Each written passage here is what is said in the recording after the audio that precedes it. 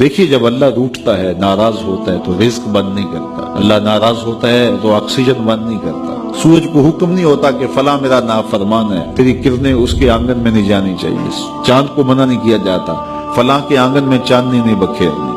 Oxygen روک دی نہیں جاتی، کھانے روک نہیں دیے جاتے۔ جب اللہ کسی سے ناراض ہو جاتا ہے ہدایت روک دیتا ہے، اللہ کسی سے ناراض ہوتا ہے تو من اجڑ جاتا ہے، اللہ جب کسی سے ناراض ہوتا ہے تو سجدوں کی توفیق نہیں ملتی، اللہ جب کسی سے ناراض ہوتا ہے تو خشیت الہی کے جذبے چھین لیے جاتے ہیں، تو وہ یہ دولتیں لے لیتا ہے۔ بندہ سمجھتا ہے میں نماز پڑھنے نہیں جاتا، وہ تو کون ہے نہ جانے والا، وہ بلاتا ہی نہیں ہے، تجھے توفیق سجدہ ہی نہیں دیتا ہے، تو کون ہے؟ تو بھاگتا ہوا جائے۔ یار کسی کو کارڈ آیا ہو کسی منسٹر کا تو وہ کئی لوگوں کو دکھاتا پھرتا ہے، آج کل تو وہ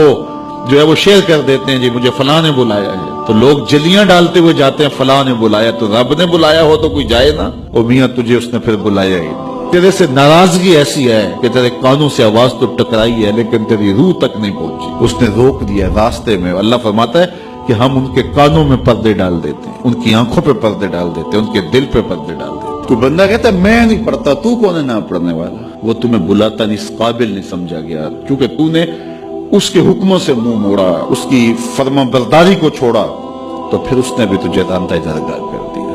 اور بھٹکتا پھر سویر سے لے کر شام تک کس کس کو سلوٹ کرتا ہے، لیکن تجھے توفیق نہیں ہوگی اس کی حضور سجدہ ریزی کی۔ اگر کوئی نماز نہیں پڑھتا، کوئی سجدہ ریزیاں نہیں کرتا، اللہ کے حضور جھکنے کی اگر کسی کو عادت تھی تو وہ مت سمجھے کہ میں نہیں کرتا،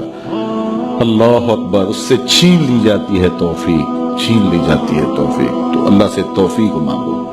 کہ اللہ ہم سے کبھی بھی اپنی توفیق نہ چھینے، ہمیشہ ہماری پیشانیوں کو سجدے نصیب کرے۔ وہ کہا اے ایمان والو اللہ سے ڈر جاؤ،